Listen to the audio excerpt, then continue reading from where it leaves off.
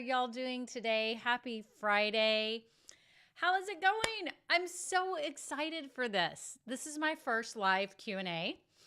And I thought it would just be fun to try it here on a Friday when things are casual and fun and y'all are relaxed.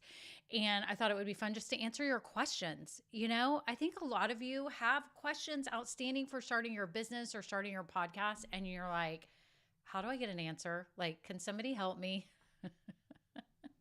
And I was like, today's the day. I would love to help you. So hi, Renee. Hi, Shonda. So glad y'all are here. I know we've got some others coming on too.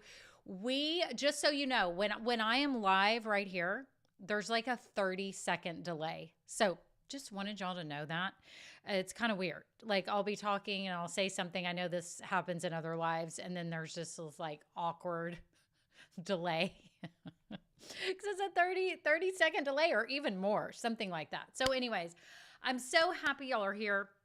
I've been trying to figure out the exact structure of how we should do this, but I thought it would be cool. Like, first of all, I brought 5 questions. I brought the top 5 questions that y'all ask me that I get from new online business owners all the time and new podcasters. And I thought I would share those if y'all were too shy to ask questions. Okay. Because I figured since this is the first time doing this, y'all may be a little bit shy or scared to ask your questions. But what I love is that Shonda showed up and she already asked questions. So Shonda, kudos to you. Do I have, yes. Shonda, I'm so glad you're asking questions if anyone else is here. And you have questions about your business, okay? Starting your business, maybe you're even in the idea stage. So let's just make it clear. If you're in the idea stage, if you're starting or growing, this is for you. You can ask any kind of question. These are just random questions. I think they're fun. There's other people I follow on YouTube that do Q&As like this, and I learned so much from them. So I thought that'd be cool. And then, so if you're in any of those stages, please ask. I'd love to help you. Again, I envision this as showing up and answering your questions, but I did come prepared because, you know, I didn't know how shy y'all would be. So I love it. I'm already seeing the questions. Thank you. If y'all can put the letter Q and then a colon, then your question, that would be great. I know, again, I'm thinking just to make it easy when I scan the comments to see where the questions are and get them answered for you. Okay. So anyways, so glad y'all are here. Shonda, awesome question. She asked, now Shonda is starting her business and her podcast, and she is asking if there's any suggestion for a podcast editor. Shonda, yes, I'm going to put the link in here for you right now. Music Radio Creative are my go-to people. So many of you know that I've had my podcast for 5 years, and I have had them create my intro, my outro, my trailer, and picked my music. So that music that y'all heard earlier, let me see if we can kind of pop that on. Y'all know this music? They helped me pick it out, and they did amazing. And so it made it so much less stress on me because they gave me like 3 choices of music. And then I listened to them and knew right away that that was the one. So that was good. But they also have done my editing for the past 5 years. Now, I will say for all of you that are starting a podcast, I have had it edited by them the entire time until recently. I realized as I was teaching new podcasters like you, some of you want to be able to edit on your own. So I decided 5 years into this to go ahead and learn how to edit my own podcast so that I could teach it to you. So that's what I did. I tried all kinds of free software. I tried paid. I did all the stuff.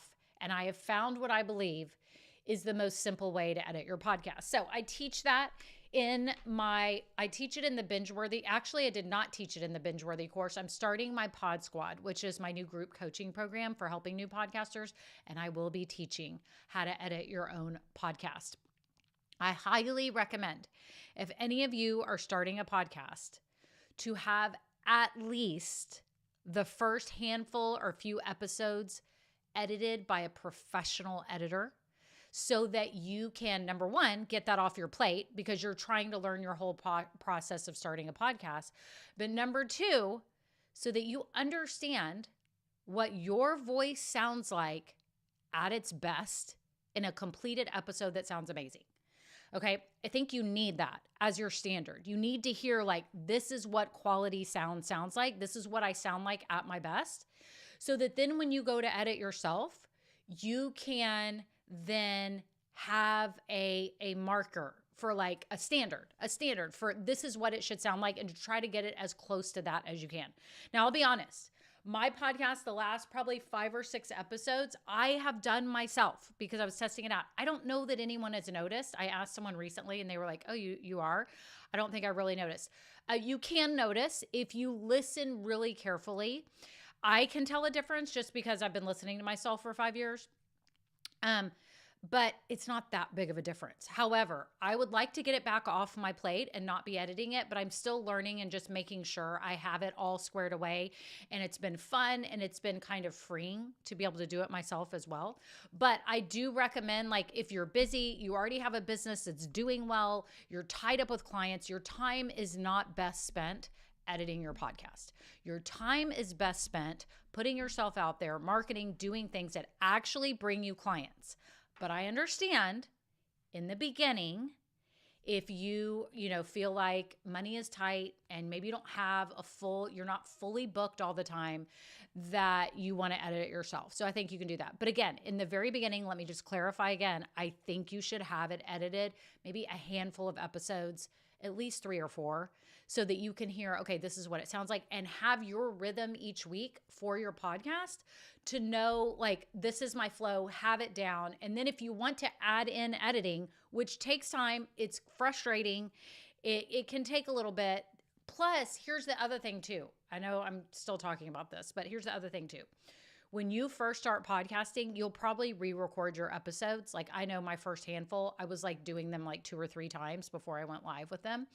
And I didn't really know my flow. I didn't have my flow down. And once I had the flow down, things are a lot easier. So that's another reason why you want to probably outsource it in the beginning, because you've got to work on recording a podcast and having good content. You should not be spending your hours editing. Okay. So that would be my thing. Shonda, use that. Y'all get a 10% off discount by going through me. And I only say this because I've used them for 5 years and I adore them and love them. And I have tried to find other editors. I have tested other editors. I've gone on Fiverr. I've gone on Upwork. Nobody sounds as good as them. And the process has never been as smooth as it has with them. So I wish I could hire them under me and they would be part of my team, but I can't. So I'm like an affiliate for them, but it's only because I use them and love them. So make sure y'all use that link. They are fantastic. Music Radio Creative. Okay. So let's see the next question. Okay. We got question number 2 here. Shonda, this is good. This is good. If a Facebook community is created, here, I'm going to add it to the broadcast. If a Facebook community is created, how do you know if someone places something questionable in a post prior to you being able to catch it or edit it? So this is a fantastic question. You can set settings in Facebook. If you've got a Facebook group, there are settings for things that it can block or flag. So you'll need to look into that. I would just look it up real quick on Facebook. It's, let me see if I can even go over there really quick and try to help y'all. Facebook groups. Let me just see if I can see real quick. But there are settings that you can do that. It will flag some things automatically. And shoot, I'm not logged in as my personal one to be able to do that. Okay, so I'm not going to be able to do that at the second and look. But there are ways that it can flag it if there's certain words or phrases or things that it thinks, and it will hold it. And it'll hold it there, and then you can review them and say, I want to review. The other thing you could do is have every post that anyone makes set to where you have to approve it to go live. So you can do that. I've been in groups for autoimmune stuff that I'll post something and they have to approve it before they will show it to the group. So know that that is an option. If you have a sensitive subject as your Facebook community, you have the right to review every post before it goes live. Okay? Okay. Does that make sense? Okay, Renee asked, oh, I like this one. Renee, good starting place. Is that your question? Like, what's a good starting place for your business? Maybe that's what you were asking. If it's not what you're asking, then please retype it. But I will go ahead and answer this because I think that could be a really good common question that people have. What's a good starting place for your business? First of all, And this is actually one of my top 5 questions that I get. So I'm going to go over it. Number one, I'm just going to tell you the key to a successful business because this ties into that. Okay. So let's go ahead and go into this. So Renee, thank you for that. Do y'all know the number one key to starting a successful business? Can y'all guess? What's the number one key? Do you have to be like a go-getter and an action taker? Do you have to have a lot of money? Do you have to have a great website or a logo? Do you have to be really good on social media? All of those are good, but they are not the answer. What I have found to be the key to a successful business after working with hundreds of new small business owners, if not thousands, because I know so many people listen to me and share comments and all that, is that the key to a successful business is having a product or service that people actually want to pay money for. Y'all, that's it. If you have a product or service that people actually want to pay money for, then that is the first key. Okay. Now, Renee, I see your question here. You're asking about your interests. Like, what about your interests? So this is even before figuring out that product or service. So I love this. I love this so much because I truly believe that if you do want a successful business, it starts with you. And it starts with what you are passionate about, what your skills are, what your expertise is, and what there is demand for. And I actually have a guide that can help you. And it's called an Ikigai guide. I don't know if y'all have ever heard of this. Ikigai is a Japanese term that means reason for being. It's spelled Ikigai. It means reason for being. It's like your purpose, right? And people often use that for like your purpose in life. Okay. But I created one for business owners. If you're trying to figure out what type of business would be good for you to start, you could start with that Ikigai guide. It's free. It's printable. You can work on it on your own time. So I just put the link in there, Renee, for you. So thank you for this question. I think if you want a successful business, we've got to match all of those things. We've got to match passion, skills, expertise, and market demand. Like, what is there? And you've got to kind of marry those. And that Ikigai guide is like a Venn diagram. Do y'all know what I'm talking about? Where it has the circles that overlap. And in the middle is that sweet spot. And that's what you're trying to find with the Ikigai. Okay. And I truly believe if you can find that mix, you are well on your way to a successful business. So I would say start there. I would say start right there with the Ikigai. It's at the heart, literally and figuratively, all of it. It is at the heart of who you are and who you're best suited to serve. I would do that guide. I think it's so important, y'all, because I've seen people start businesses just for the money, and that's it. And that's okay. You can do that. You can start it just for the money. I've known people that do that, but I have seen what's happened is that they get sick of it. They get sick of it. They get tired of it. And when push comes to shove and things get hard and they're trying to serve customers, they don't even really care about what they're selling. They're just trying to make money.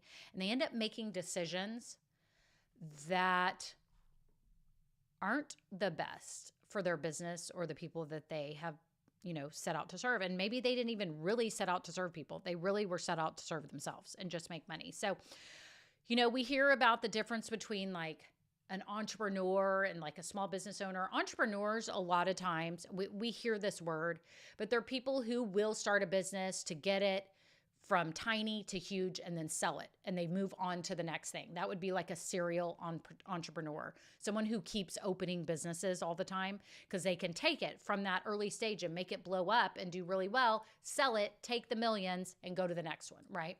But a lot of you that are small business owners aren't trying to do that. You're trying to do something long-term.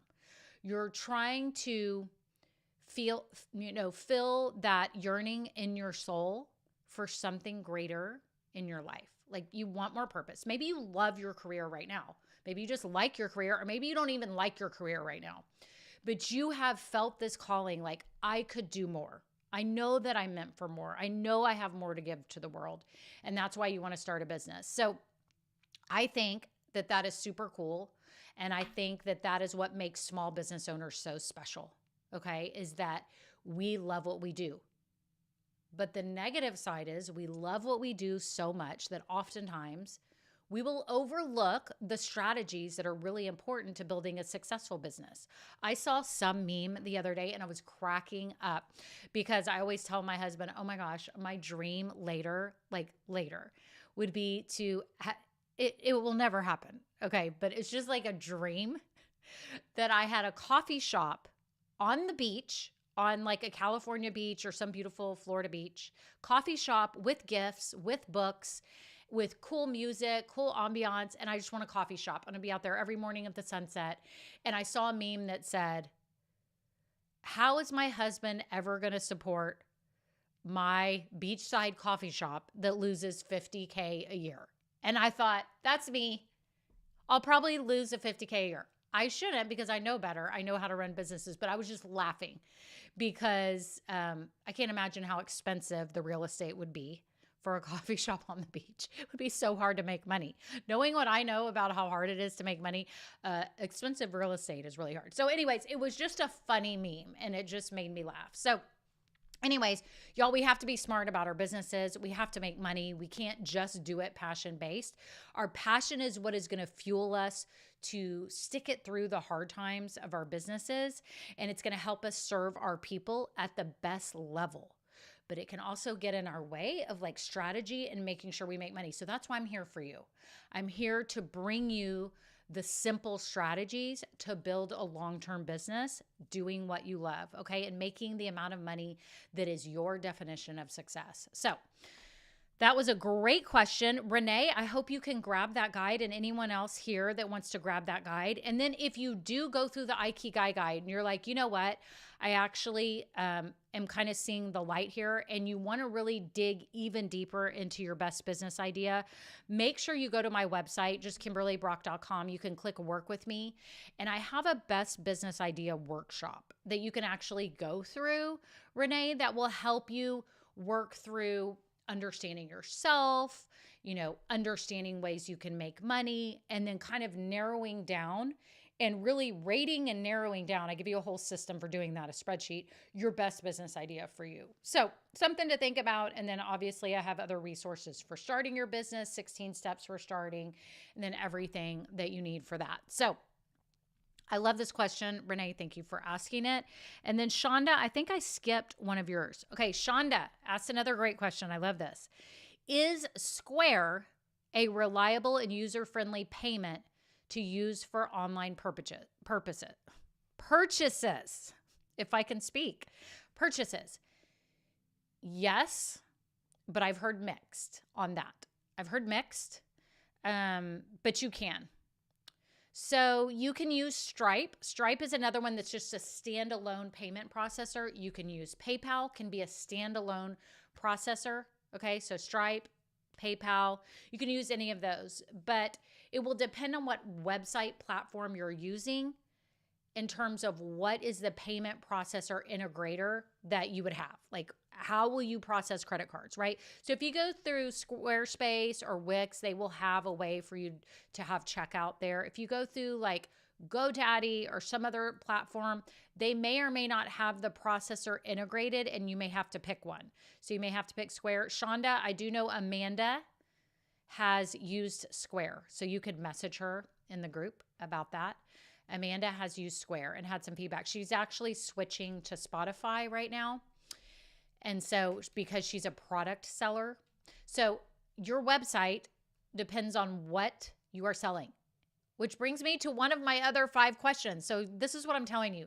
These are common questions that I get. This is the second most common question. Y'all, I'm cracking up. I have my list of my top 5. The first one was the key to successful business. Number 2 is which website platform should I use?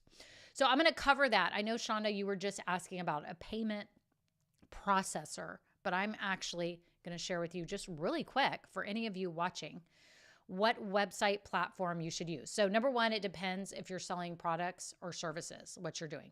If you're selling just services, Y'all can do it super easy. Depends on how much time and money, like what do you want to put into this right now?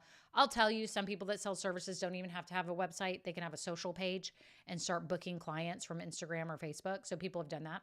I've also seen people create a free website on Canva. I've seen people do that. Okay. It's just like a one pager and it just talks about your services. You could do that.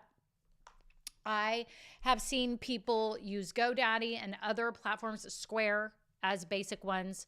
They aren't the most robust. So just have to be weary of that. The main ones that I see for products and or services are Wix and Squarespace. Those are the most common. I've actually used both. I've used both myself. I liked them both. Wix has gotten a lot of praise lately. A lot of my clients like Wix. Others like Squarespace.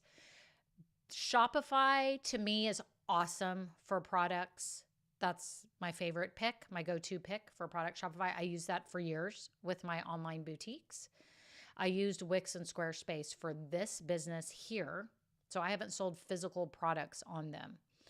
So if you're in one of my programs, talk to me. We can go deeper into this. Or if you do one-on-one coaching with me, I'd love to hash this out with you and we can figure out what's the best solution for you in terms of the tech.